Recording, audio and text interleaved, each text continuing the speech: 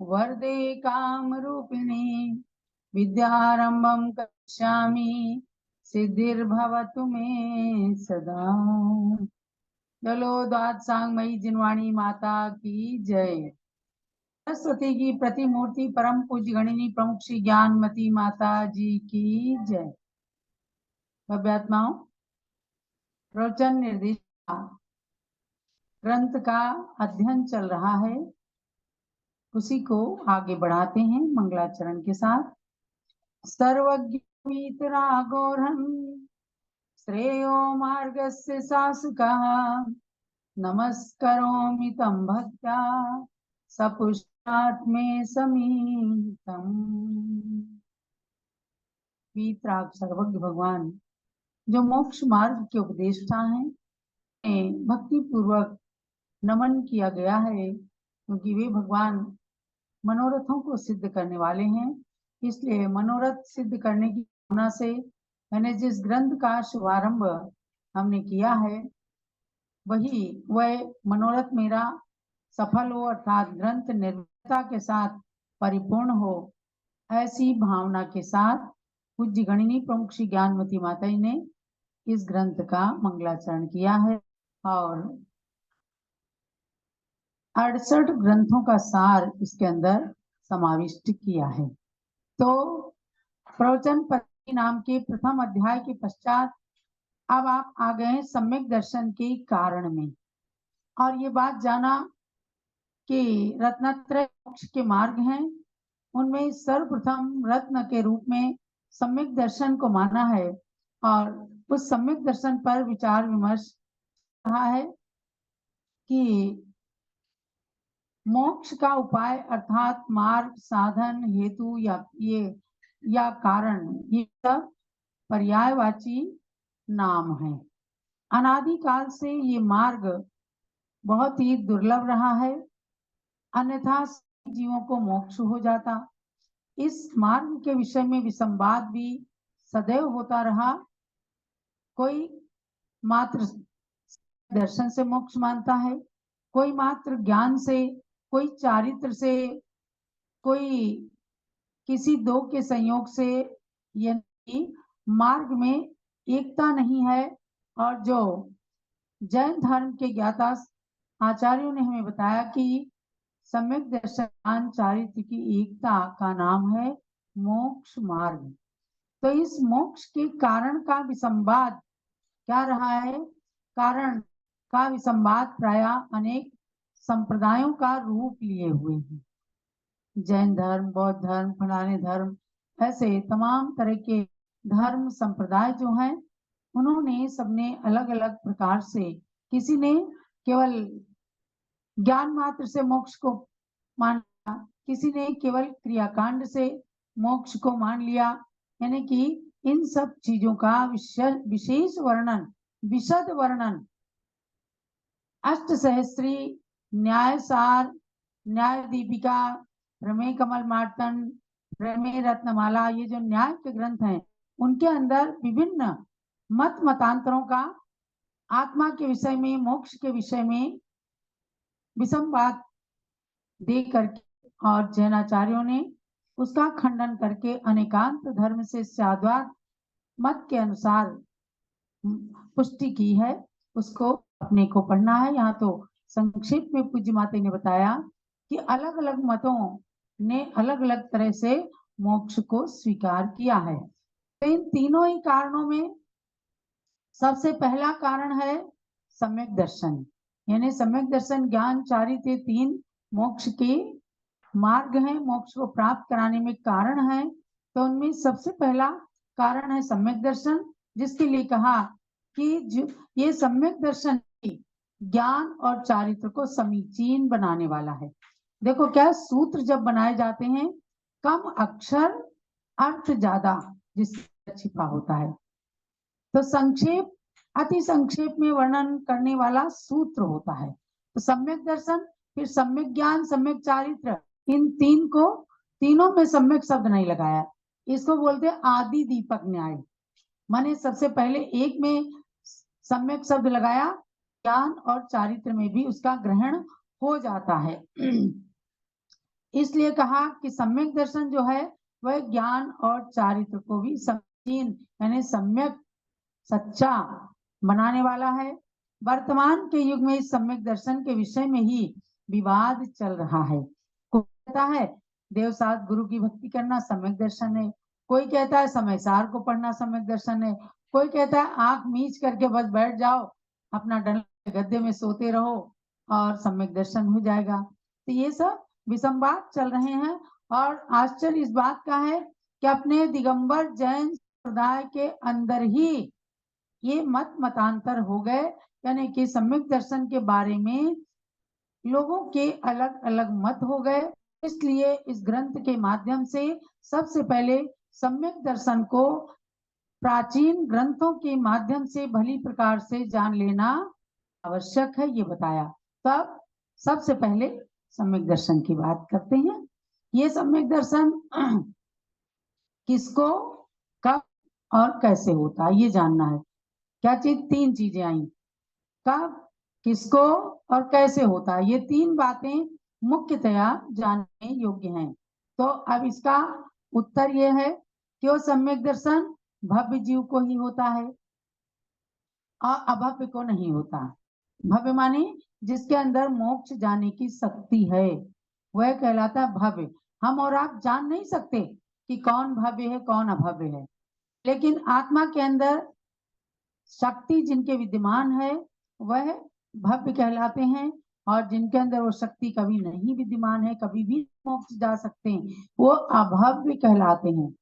और कब होता है तो बताया काल लब्धि आदि मिलने पर ही होता, माने समय आता है, निमित्त मिलते हैं, तब वो सम्यक दर्शन प्रकट होता है, उसके बिना नहीं होता है।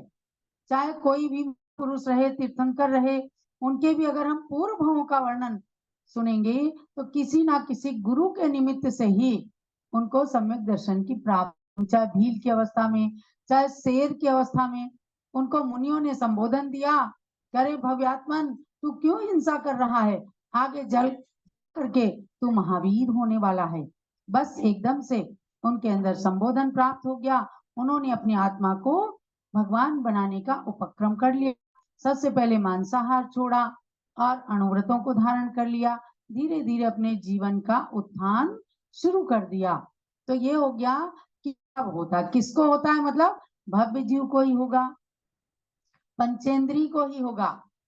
5 इंद्रियां जिसके पास में है उसी को सम्यक दर्शन होगा, अभव्य को नहीं होगा। 5 इंद्रियां हैं तो वो पंचेंद्री जीव हो गया, और उसके भव्यता होनी चाहिए, माने भव्य होना चाहिए, अभव्य तो नहीं होगा। काल लब्धि आदि निमित्तों के मिलने पर ही होता है, उसके बिना नहीं होता।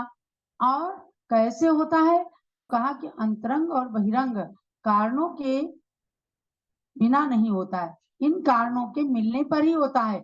आत्मा के अंदर एकदम शुद्धता पवित्रता आती है, और बाहर से किसी गुरु का, किसी शास्त्र का या भगवान के दर्शन का, पूजन का, यात्रा का निमित्त मिलता है, तो सम्यक दर्शन उत्पन्न हो जाता है।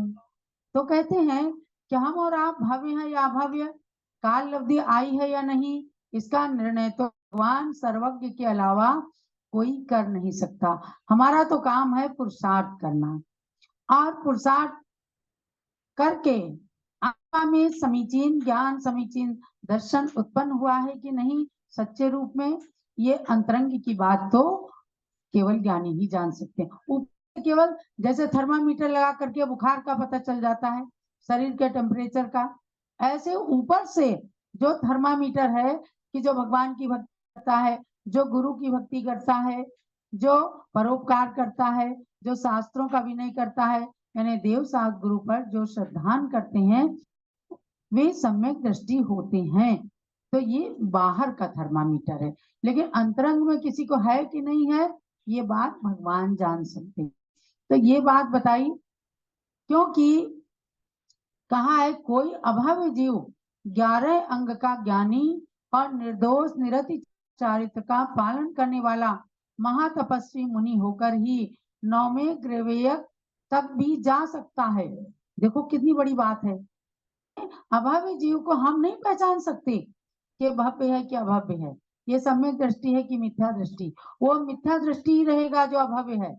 लेकिन मुनि व्रत धारण करता है, अनिर्दोष चारित्र का पालन करता है और मर करके 9वें ग्रहवेग के अंतिम ग्रहवेग तक भी जा सकता है। डाला में पढ़ते हैं, अंतिम ग्रीव किलो की हद पायो अनंत वीरिया पद। लोग इस श्लोक से लोगों को भ्रमित कर देते हैं कि अनंत बार मुनि पद धारण किया, लेकिन उसके आगे नहीं बताते कि अनंत बार मुनि पद कौन धारण करते हैं। केवल अभव्य जीव जो भव्य है उनको अनंत बार कभी नहीं धारण करना पड़ेगा।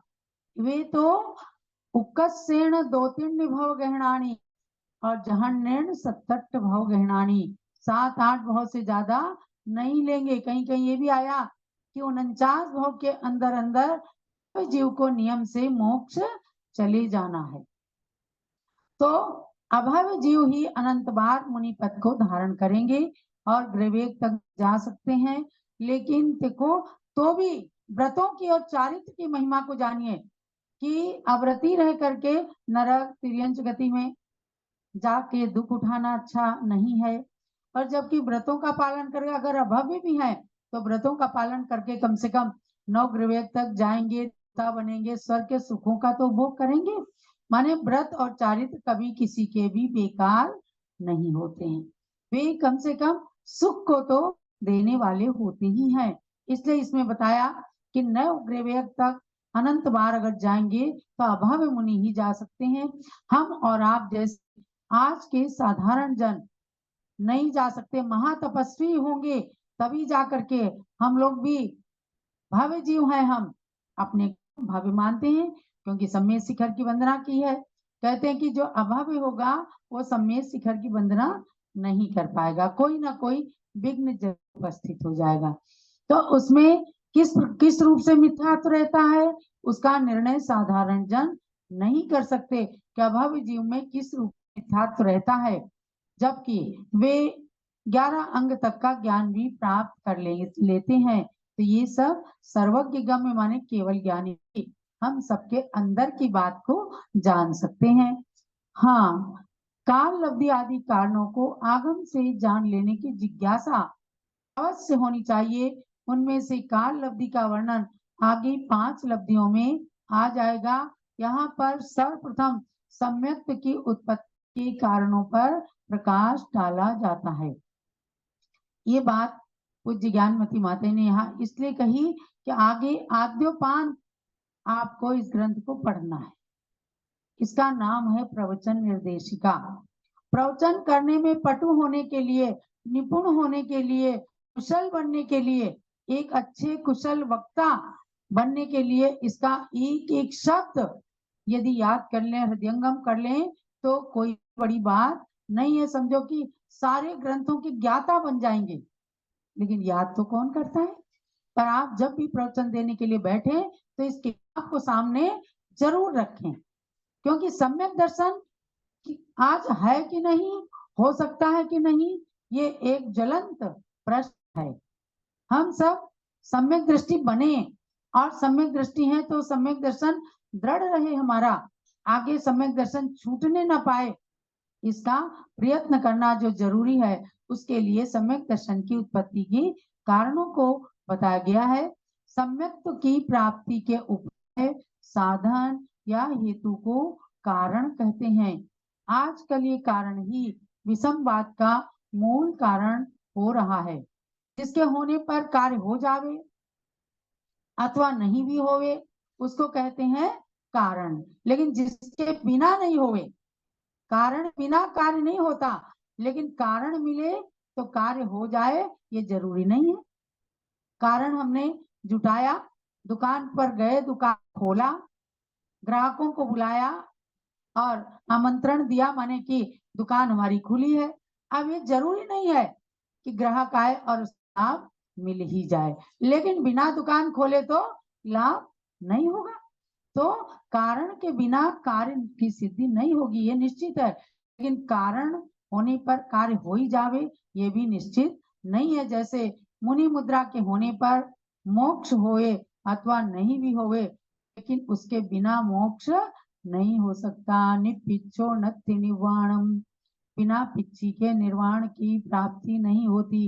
ये आचार्य कुंद कुंद स्वामी के वाक्य हैं, जिन्होंने साक्षात जाकर विदेह क्षेत्र में सिमंदर स्वामी के समो शरण में बैठ करके उनकी दीवानी का पान किया, पुनः भरत क्षेत्र में आए और उन्होंने 84 पाहुड़ ग्रंथों को लिखा। आज उनके लगभग 9 ग्रंथ उपलब्ध हैं। उनको लेकर, अन्य आचार्यों के ग्रंथों को लेकर ये प्रवचन निर्देश का ग्रंथ तैयार किया गया है। तो अब इसमें आपको हम कारणों पर प्रकाश जो डालेंगे कि चारों गतियों में जीवों को सम्यक दर्शन हो सकता है। तो आप क्रम क्रम से इसमें चले। आज इस क्लास का स्वाध्याय का सार ये समझना कि किसको होता है, पंचेंद्रिय भव्य जीव को ही होता है। कब होता है, काल लब्धि आदि कारणों के मिलने पर होता है। कैसे होता है, तो अंतरंग और बहिरंग निमित्तों के मिलने पर होता है। इन 3 बातों को ध्यान रखते हुए हम क्रम क्रम से आगे बढ़ेंगे और चारों गतियों में कैसे कैसे जीवों को सम्यक दर्शन हो, कैसे कैसे होता है, किन कारणों से होता, उन कारणों को आगे बताया जाएगा। सांगमयी जिनवाणी माता की जय।